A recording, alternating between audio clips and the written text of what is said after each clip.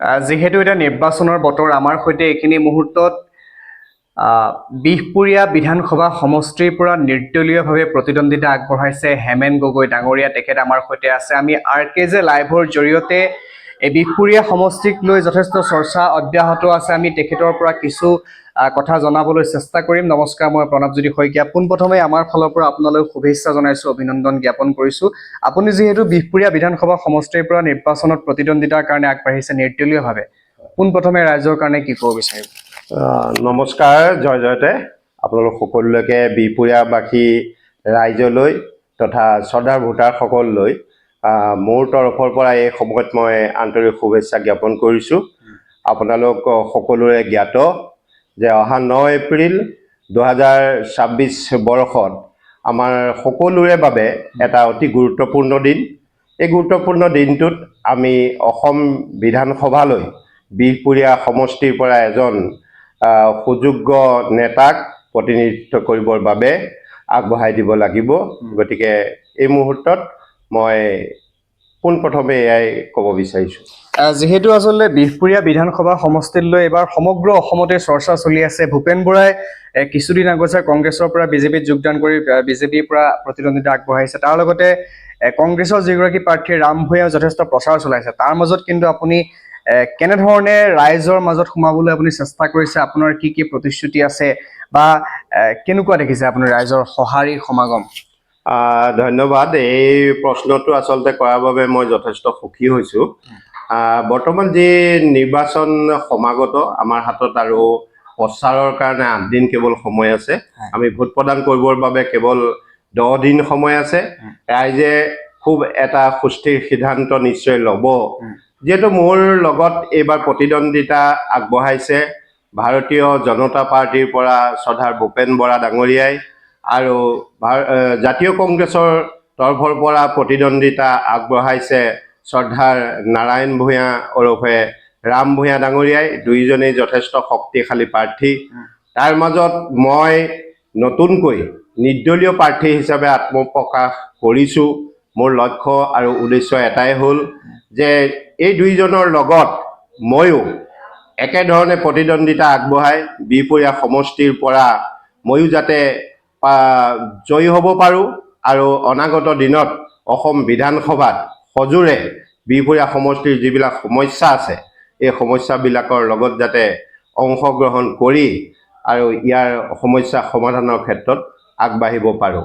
নিশ্চিতভাৱে এটা কথা ক'ব লাগিব যে যোৱা 20 বছৰ যদি আমি পৰ্যালোচনা কৰিবলৈ যাওঁ, বিহপুৰীয়া সমষ্টিৰ যথেষ্ট সমস্যা আছিল।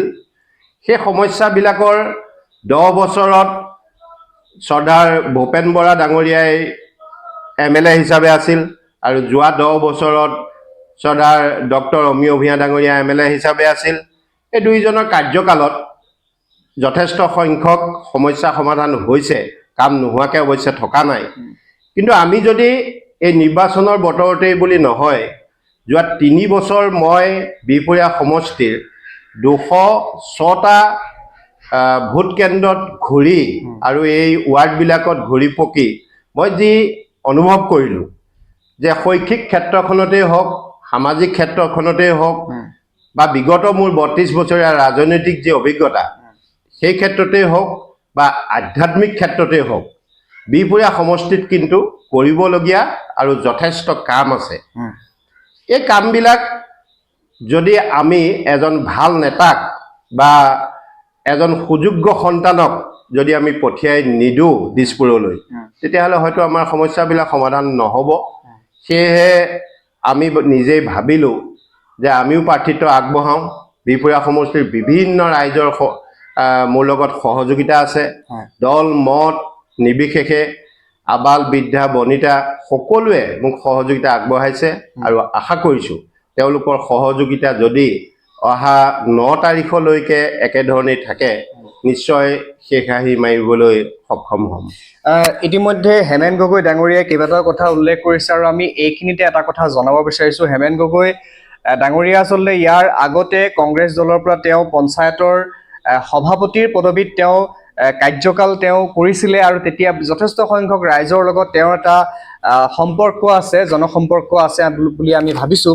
গতিকে মই আপোনাৰ যিহেতু পূৰ্বতে আপোনাৰ পঞ্চায়তৰ সভাপতিৰ কাৰ্যকালতেই হওক বা বিভিন্ন সামাজিক অনুষ্ঠানসমূহত আপুনি যিহেতু জড়িত হৈ আছিলে, গতিকে ৰাইজৰ যিটো মতামত বা যিহেতু এইবাৰ দুগৰাকী হেভিৱেট প্ৰাৰ্থী বুলি কৈছোঁ, তেওঁলোকৰ ফালৰ পৰা আপুনি প্ৰত্যাহ্বানৰ সন্মুখীন হৈছে নেকি? তেওঁলোকে কিবা আপোনাক মনোনয়ন প্ৰত্যাহাৰৰ কাৰণেও তেওঁলোকে প্ৰেছাৰ দিছে নেকি? এই ক্ষেত্ৰত কিবা ক'ব বিচাৰিব নেকি বিহপুৰীয়াবাসী ৰাইজক? নিশ্চিতভাৱে এইটো এটা গতিকে মানে পদ্ধতি মনোনয়ন প্ৰত্যাহাৰ কৰা নিৰ্দলীয় কেণ্ডিডেটৰ ক্ষেত্ৰত। মই অৱশ্যে এই সময়ত কোনো হেভিৱেট কেণ্ডিডেটেই হওক বা যিয়েই নহওক মই নাম উল্লেখ কৰিব বিচৰা নাই, যিহেতু যি দুজন কেণ্ডিডেটে ইতিমধ্যে মোৰ লগত আছে, অৱশ্যে তিনিজনেই আছে, ভূপেন কুমাৰ বৰা ডাঙৰীয়া, নাৰায়ণ ভূঞা ডাঙৰীয়া আৰু ভোটাৰ্ছ পাৰ্টিৰ পৰা আচলতে এজন কেণ্ডিডেট আছে ডাক্তৰ দিগন্ত গগৈ ডাঙৰীয়া। তিনিওজনে সকলোৰে লগত মোৰ এটা ভাল সম্পৰ্ক, সৌহাৰ্দ্যপূৰ্ণ সম্পৰ্ক আছে। গতিকে আমি ভাবিছোঁ নিৰ্বাচনটো খুব সুন্দৰকৈ হৈ যাব। কিন্তু বিহপুৰীয়া সমষ্টিৰ বিভিন্ন চুকে কোণে জাতি জনগোষ্ঠী আৰু এখন মানে শৈক্ষিক দিশত আগবঢ়া এটা সমষ্টি। ইয়াত প্ৰায় 3.5 লাখ জনসাধাৰণ আছে, 1,46,640 জন ভোটাৰ আছে। ইয়াত আমি বিভিন্ন জেগাত ঘূৰি পকি যিটো আমাৰ এইকেইদিনত অনুভৱ হৈছে, নিশ্চয় বিহপুৰীয়া সমষ্টিৰ ভোটাৰে অকল যে ভাৰতীয় জনতা পাৰ্টিকে আদৰি ল'ব বা নেশ্যনেল কংগ্ৰেছকেই যে আদৰি ল'ব এনে কোনো কথা নাই। বিহপুৰীয়া সমষ্টিৰ বাসীয়ে কিন্তু ভোট দিবলৈ এটা ভাল জেগা বিচাৰি আছে। হয়তো যদি আমাৰ প্ৰচাৰ প্ৰসাৰ ভাল হয়, এইকেইদিনত যদি আমি প্ৰতি ঘৰ মানুহতে সোমাব পাৰোঁ বা প্ৰত্যেকৰ লগতে আমি সহযোগিতা ৰক্ষা কৰিব পাৰোঁ, তেতিয়াহ'লে নিশ্চয় আমি যথেষ্ট সংখ্যক ভোট পাম আৰু সময়ত অহা 4 মে তাৰিখে হয়তো আমি শেষ হাঁহি মাৰিবলৈ সক্ষম হ'ম বুলি মোৰ ধাৰণা হৈছে। যিহেতু বিহপুৰীয়া সমষ্টিটো আচলতে বিভিন্ন জাতি জনগোষ্ঠীৰ সমাহাৰ, দেউৰী সম্প্ৰদায়ৰ লোক যথেষ্ট আছে, আহোম সম্প্ৰদায়ৰ লোক আছে, বিভিন্ন জাতি জনগোষ্ঠীৰ লোকে আচলতে আবৃত। গতিকে আপুনি ৰাইজৰ লগত কথা পাতি বা বাৰ্তালাপ কৰি আপুনি কিমানমান ভোট আপুনি লাভ কৰিম বুলি আপুনি ভাবিছে? মই যদিও নিৰ্বাচনৰ এজন কেণ্ডিডেট বা প্ৰাৰ্থী, মই কিছুমান কথা খুব তথ্য সহকাৰে সঁচা কথাই ক'ব লাগিব। যিহেতু আমি আৰ্থিকভাৱে যথেষ্ট দুখীয়া এজন প্ৰাৰ্থী হয় আৰু আমাৰ শিক্ষাগত অৰ্হতা আছে বা আমি ৰাইজৰ মাজত বহুদিনৰ আগৰ পৰাই আছোঁ। যোৱা 1993 চনৰ পৰাই মই ৰাজনৈতিক ক্ষেত্ৰখনত আছিলোঁ। সেই উদ্দেশ্যে মই বিভিন্ন দায়িত্বও পালন কৰিছিলোঁ। মই অসম প্ৰদেশ কংগ্ৰেছ কমিটিততো মই জিলা পৰ্যায়ৰ OBC চেলটোৰ চেয়াৰমেন পৰ্যন্ত দায়িত্ব পালন কৰিছিলোঁ। ঠিক পঞ্চায়তৰ মই দুবাৰ সভাপতি আছিলোঁ, নাৰায়ণপুৰ নিচিনা গাঁও পঞ্চায়তৰ। নাৰায়ণপুৰ ব্লক কংগ্ৰেছৰ মই উপসভাপতি হিচাপে দায়িত্ব পালন কৰিছিলোঁ আৰু আমাৰ মণ্ডল কংগ্ৰেছকে আদি কৰিতো মই ৱাৰ্ডলৈকে দায়িত্ব পালন কৰা ব্যক্তি।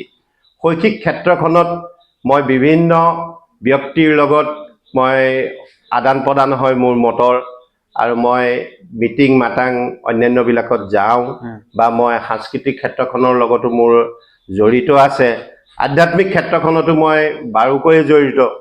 গতিকে ইয়াৰ পৰা মোৰ এটা উপলব্ধি আছে যে এইবাৰ ৰাইজে মোক এইকেইদিনত মোৰ নমিনেশ্যন পত্ৰ দিয়াৰ পাছত, গৃহীত হোৱাৰ পাছত বা আজি এই মুহূৰ্তলৈকে মোৰ লগত যিখিনি সহযোগিতা আগবঢ়াইছে, তাৰ পৰা মই এটাই অনুমান কৰিব পাৰোঁ যে ময়ো যথেষ্ট সংখ্যক ভোট পাম আৰু ভোটৰ যিটো ৰিজাল্টৰ ফলাফলৰ অংক, সেইটো হয়তো সেই সময়ত আমাৰ ফালেও যে গতি নকৰিব তেনেকুৱা ধৰণৰ কথা নাই।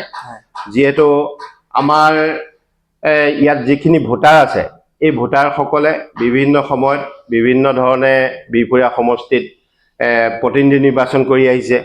আপোনালোকে যদি এটা কথা চাই যে আমাৰ 2001 চনত আমাৰ বৰদেউতা সকলোৰে জনাজাত শ্ৰদ্ধাৰ প্ৰেমধৰ বৰা ডাঙৰীয়াই কেৱল সাধাৰণ এটা প্ৰচাৰেৰে সেই সময়ত স্বৰ্গীয় বগৰাম দেউৰী ডাঙৰীয়া আৰু কেশৰাম বৰা ডাঙৰীয়াৰ লগত প্ৰাৰ্থিত্ব আগবঢ়াই খুব সুন্দৰভাৱে জয়যুক্ত হৈ গৈছিলে।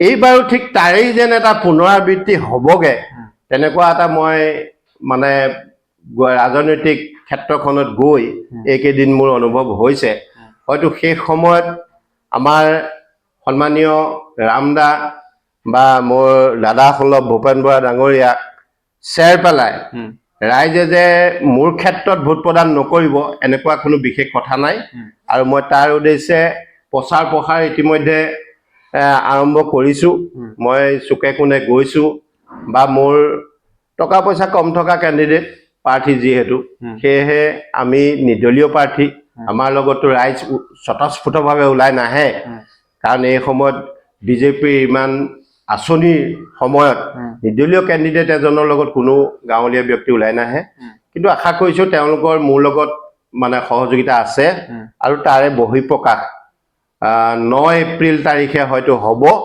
আৰু আমি তাৰ ফলশ্ৰুতিটো 4 মে দিনাখন দেখিবলৈ পাম বুলি মোৰ দৃঢ় বিশ্বাস আছে পুনৰ আপোনাৰ পৰা আৰু এটা কথা জানিব বিচাৰিছোঁ বিহপুৰীয়া সমষ্টিত আচলতে কংগ্ৰেছে দুবাৰকৈ শাসন কৰিলে বিজেপিয়ে এটা কাৰ্যকাল পালে কিমানখিনি উন্নয়ন কৰিলে আৰু কি নকৰিলে এতিয়া আপোনাৰ দৃষ্টিত বিহপুৰীয়া সমষ্টিত কি সমস্যাৰে জৰ্জৰিত হৈ আছে বৰ্তমান বা আপুনি কিবা ৰাইজৰ কাৰণে প্ৰতিশ্ৰুতি প্ৰদান কৰিব বিচাৰিব নেকি বা আপোনাৰ ভৱিষ্যত পৰিকল্পনাৰ বিষয়ে সামগ্ৰিক গোটেইকেইটা বিষয় সামৰি আপুনি ৰাইজৰ কাৰণে কি ক'ব বিচাৰিব ধন্যবাদ আচলতে মই অলপ আগতে ইয়াৰ কথা অলপ উনুকিয়াইছিলোঁৱেই যোৱা 20 বছৰত 10 বছৰ আমাৰ বৰ্তমানৰ বিজেপিৰ প্ৰাৰ্থীজন মোৰেই দাদা ভূপেন বৰা ডাঙৰীয়াই ইয়াত প্ৰতিনিধিত্ব কৰিছিলে আৰু তেখেতৰ দিনত অৱশ্যে যথেষ্ট কাম হৈছিলে মই নাই হোৱা বুলি নকওঁ গভৰ্ণমেণ্ট এই যে কণ্টিনিউৱাছ প্ৰচেছ ই এটা গতানুগতিক পদ্ধতি তাৰ পাছত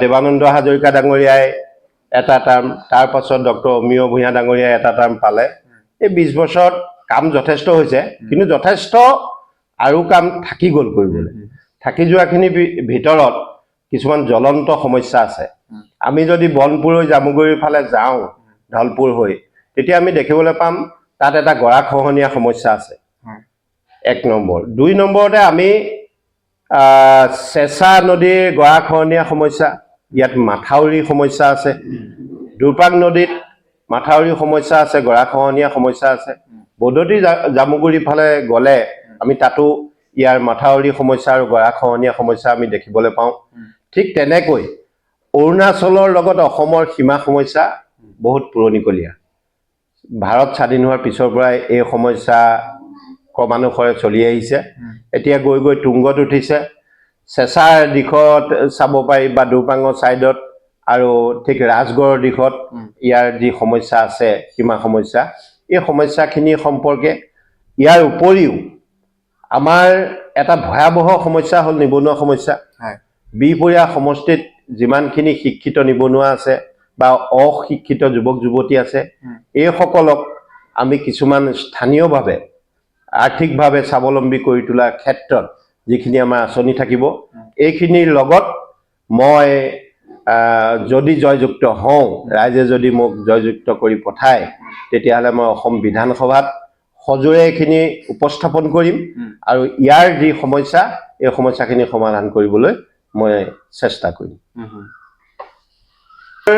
ভৱিষ্যত পৰিকল্পনা হ'ল আমি নিৰ্দলীয় প্ৰাৰ্থী আৰু আমাৰ এটা কথা আমি যদিও কোনোবা নিৰ্দলীয় প্ৰাৰ্থীয়ে আগতীয়াকৈ নকয় মই অৱশ্যে আগতীয়াকৈ ক'ব বিচাৰিছোঁ যে যদি আপোনালোকে বিহপুৰীয়া সমষ্টিৰ সন্মানীয় ভোটাৰসকলে যদি মোক অকণমান মৰম কৰে আৰু মোক যদি বিধানসভালৈ পঠিওৱাৰ কথা চিন্তা কৰে তেতিয়াহ'লে আপোনালোকৰ ওচৰত মই এটাই কথা দিম যে মই এই যিখিনি ৰাস্তা ঘাটকে ধৰি বিভিন্ন মানে পৰিত্যক্ত হৈ আছে সমস্যা আছে বা শৈক্ষিক ক্ষেত্ৰখনত যিখিনি সমস্যা আছে বা আমাৰ সীমা সমস্যা বা গৰাখহনীয়া সমস্যা যিখিনি আছে আৰু স্বাৱলম্বিতাৰ ক্ষেত্ৰত যুৱক যুৱতীসকলক যিখিনি সহায় সহযোগিতা আগবঢ়াব লাগিব এইখিনি ক্ষেত্ৰত মই ভৱিষ্যতে অসম বিধানসভাত মাত মাতিম আৰু দ্বিতীয়তে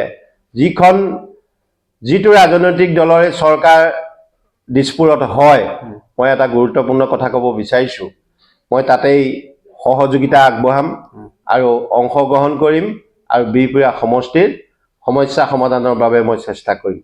সেয়েহে সদৌ শেষত মই আপোনালোকক কৰজোৰে এটাই অনুৰোধ জনাওঁ, নিৰ্বাচন আয়োগে নিৰ্দিষ্ট কৰি দিয়া কম্পিউটাৰ ছবিত আপোনালোকৰ বহুমূলীয়া ভোটটি প্ৰদান কৰি অহা 9 এপ্ৰিল তাৰিখে আমাক যাতে জয়যুক্ত কৰে, তাৰ বাবে আপোনালোকৰ সকলোকে মই কৰজোৰে অনুৰোধ জনাইছোঁ।